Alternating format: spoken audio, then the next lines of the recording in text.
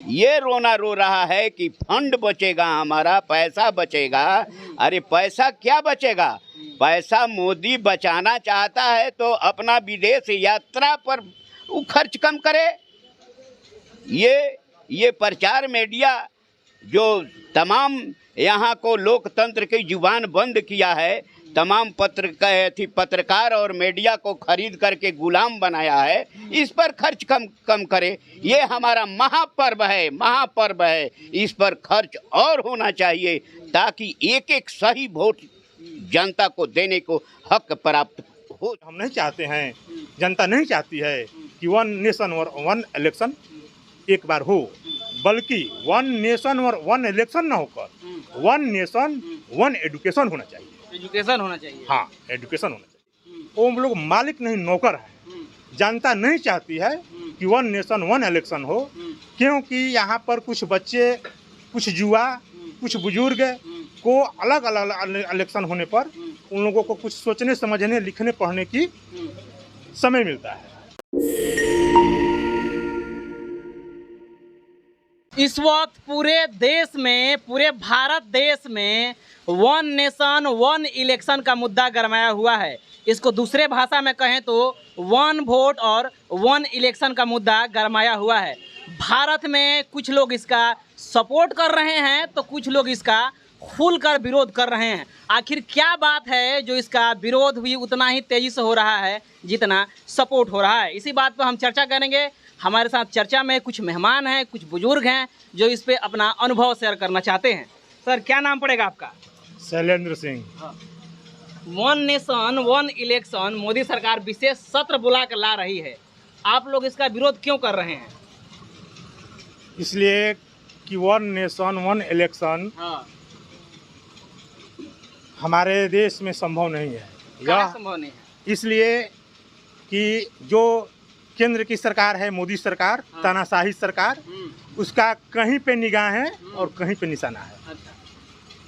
वह जिस तरह से दिल्ली में एक प्रयोग करके यह देख लिया है, उसी तरह से वह प्रयोग जब इसका सफल हो गया दिल्ली में, तो यह चाहता है केंद्र सरकार कि पूरे भारत में हर स्टेट में तानाशाही की सरकार वन नेशन वन इलेक्शन के नाम पर हम लाएं और वहाँ का पावर सीमित करके पावर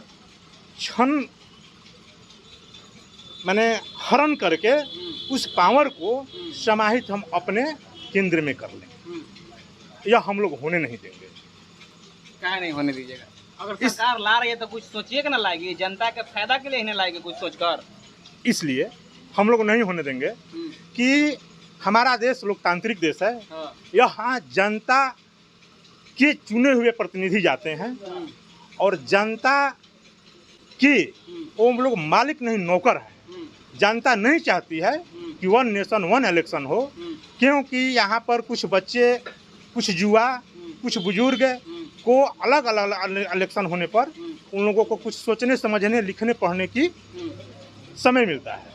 यह जब एक ही बार होगा तो यह समय उन लोगों को सटीक समय के अनुसार नहीं मिल पाएगा। इसलिए कि दोनों जब एक साथ होगा चुनाव, तो मुद्दा जो है वह स्टेट का हावी न होकर केंद्र का हावी हो जाएगा। इसीलिए हम नहीं चाहते हैं, जनता नहीं चाहती है कि वन नेशन और वन इलेक्शन एक बार हो, बल्कि वन नेशन और वन इलेक्शन ना होकर वन नेशन वन एजुकेशन होना चाहिए। एजुकेशन होना चाहिए। हाँ, एजुकेशन होना चाहिए। मोदी सरकार ये कह रही है कि हम अगर इस चीज़ को लागू करेंगे तो भारत के जितने भी इलेक्शन में खर्च होते हैं पैसा, वो पैसा बच जाएगा और एक उस पैसा को दूसरे कार्यों में लगा करके भारत का विकास संभव किया जाएगा। क्या कहना चाहेंगे? हम इस पर विरोध करते हैं। क्या विरोध करते हैं? इसलिए कि यह हमारा जो देश है हर तरह से विविध मौसम, विविध प्रकृति वाला देश है। कहीं जाड़ा के दिन में हिमाचल प्रदेश, जम्मू और कश्मीर में हम चुनाव नहीं करा पाएंगे। बरसात में हम बिहार, मध्य प्रदेश, यानी बरसात वाले मौसम में हम मध्य भारत में चुनाव नहीं करा पाएंगे। तीसरी बात, गर्मी के दिन में जहाँ पर लू अधिक चलती है, बालू है, वहाँ पर हम चुनाव नहीं करा पाएंगे। इसलिए पैसा बचाने की सवाल कहाँ है। यह जनता के टैक्स से चुनाव होता है। अच्छा, जनता का टैक्स होता है। हाँ, जनता का टैक्स से चुनाव होता है। यह उनके अपने घर का पैसा नहीं है। पैसा यह जनता के टैक्स से आता है और जनता चाहती है कि वन नेशन वन इलेक्शन न हो तो नहीं होगा। क्या नाम पड़ेगा काका आपका? क्या इस पे आपकी राय है? हमारी राय है, नाम पहले बता दीजिए। मेरा नाम चंद्रमा राम है हाँ। और मैं एक सामाजिक कार्यकर्ता हूँ। इस पे क्या राय है आपकी? इस पर राय मेरा है, हाँ। यह तो केंद्र की और खास करके मोदी की बहानाबाजी है। वे बेचारा भूल गया जो हमारे ये सरपंच साहब का है हाँ। कि एजुकेशन होना चाहिए। हाँ। जब सब सामान्य करना चाहता है तो ये क्यों भूल जाता है? वो तो शब्दों का हमारे मोदी जी तूक मिलाना जानते हैं। हाँ। तो तूक मिला करके उनको एजुकेशन पर आकर के फुल स्टॉप करना चाहिए था। अच्छा। खैर उन्होंने ऐसा नहीं किया। क्यों? कि वे चाहते हैं कि केंद्र के साथ अगर हम इलेक्शन कराते हैं तो राज्य सरकार की जनता की समस्या, उसकी आकांक्षा, उसकी सोच गौण हो जाएगी। अच्छा। और केंद्र की सरकार की जो भी समस्या होगी वह सर्वोपरि हो जाएगी। अच्छा। सही प्रतिनिधि का चुनाव ये जो विधानसभा क्षेत्र की नहीं हो पाएगी। हवा खड़ा रहेगा पार्लियामेंट और विधानसभा ये छोटा बच्चा के तरह मिमना जाएगा। अच्छा। और सही प्रतिनिधि का जनता चुनाव नहीं कर पाएगी। ये रोना रो रहा है कि फंड बचेगा, हमारा पैसा बचेगा। अरे पैसा क्या बचेगा? पैसा मोदी बचाना चाहता है तो अपना विदेश यात्रा पर वो खर्च कम करे। ये प्रचार मीडिया जो तमाम यहाँ को लोकतंत्र की जुबान बंद किया है, तमाम पत्रकार और मीडिया को खरीद करके गुलाम बनाया है, इस पर खर्च कम करे। ये हमारा महापर्व है, इस पर खर्च और होना चाहिए ताकि एक एक सही वोट जनता को देने को हक प्राप्त हो सके। अभी मैं मानता हूँ कि जनता भ्रमित की जा रही है, यहाँ पैसे की खेल हो रही है। बुद्धिजीवी खास करके अपर सोच वाले लोग, अपर क्लास के लोग निम्न सोच और निम्न शक्ति के, निम्न जाति के, निम्न समुदाय के लोगों को खरीद बेच करते हैं।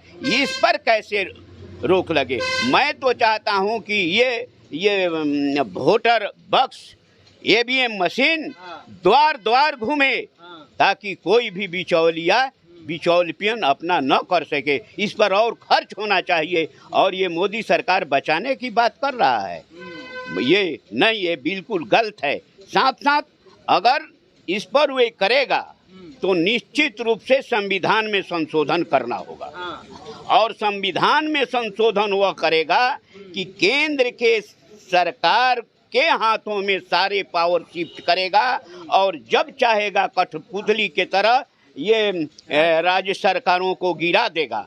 और गिराने के बाद इस पर राष्ट्रपति शासन लगाएगा और इंतजार करना होगा आम जनता को, यहाँ के प्रतिनिधियों की, कि अब कब होगा पार्लियामेंट का चुनाव, उस समय हमारा चुनाव होगा। इतने समय तो हम अपने फंडामेंटल्स राइट से वंचित हो जाएंगे और वंचित ही नहीं बल्कि केंद्र के गुलाम हो जाएंगे। यही हमारा कहना है, किसी भी हालत में नहीं होना चाहिए। अगर सरकार नहीं मानती है तो जनता को अपनी फंडामेंटल्स राइट के लिए रोड पर आना होगा और निश्चित रूप से एक दिन जनता की जीत होगी। रोड पर आकर आप क्या कीजिए? सारा फैसला तो पार्लियामेंट, संसद से होता है सर। काड़ा फैसला तो किसान के 3 बिल ला करके, किसान विरोधी 3 बिल ला करके वह तौल चुका है किसानों की ताकत, यहाँ जनता की ताकत। इतना कड़ा कानून लाया और फिर दुम दबाया और वापस लेना पड़ा। ऐसे कई घटनाएं हैं, कई ये काला कानून है। ये केंद्र के इशारे पर वहाँ के सुप्रीम कोर्ट के जज ने एक फैसला दिया कि ये अनुसूचित जाति अधिनियम 1978 अत्याचार अधिनियम को समाप्त किया जाता है, सब लोग समाप्त है। लेकिन जनता जाग चुकी है, कोई खास नेता की आवश्यकता नहीं पड़ी और पूरे भारत में जनता एक पैर पर खड़ा होकर आवाज बुलंद किया कि ये कानून रद्द नहीं होना चाहिए। विडंबना इस बात की है कि वही कोर्ट जो फैसला दिया था ये दलितों के विरोध में, उसको वापस लेना पड़ा और पुनः आज हम उस कानून को पालन कर रहे हैं। ये बात है तो नहीं कैसे लेगा। जनता सर्वोपरि है, जनता सर्वोपरि है, जनता ही सब कुछ है।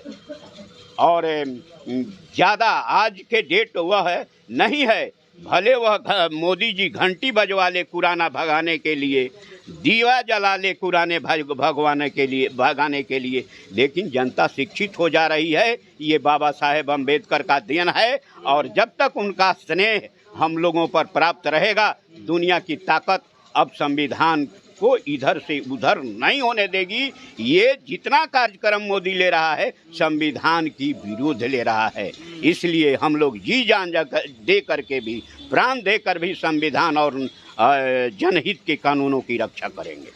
तो देखा बाबा और जो सर का कहनाम है, तर्कपूर्ण आपको जो जवाब मिला हो काफ़ी तर्कपूर्ण मिला होगा कि क्यों नहीं कराना चाहिए। अगर वो लागू करती है इस तरह के रूल और रेगुलेशन तो जनता अब मूर्ख नहीं है और न ही जनता को किसी की नेता के सहारे छोड़ा जाएगा। नेता भले अपना काम दूसरा करे, जनता जाग चुकी है और जनता बिना नेता के सड़कों पर आकर के इसका विरोध करेगी। जैसा कि आप देख चुके हैं कि SC/ST एक्ट जब ख़त्म किया गया था तो जनता किसी नेता के ना भरोसे आकर के वो स्वयं सड़कों पर उतरी थी और इसका विरोध किया था। ठीक उसी प्रकार के अगर मोदी सरकार इस बिल को लागू करता है तो जनता इसका विरोध करेगी और मोदी सरकार को इसको वापस लेना पड़ेगा। बाकी आप क्या सोचते हैं प्रतिक्रिया दीजिए और इस चैनल पर पहली बार आए तो चैनल को सब्सक्राइब करें, वीडियो को लाइक करें, शेयर करें। पेज पर देख रहे हैं तो पेज को लाइक करें, फॉलो करें। मिलते हैं अगली खबरों के साथ, तब तक जय भीम, जय भारत, जय संविधान।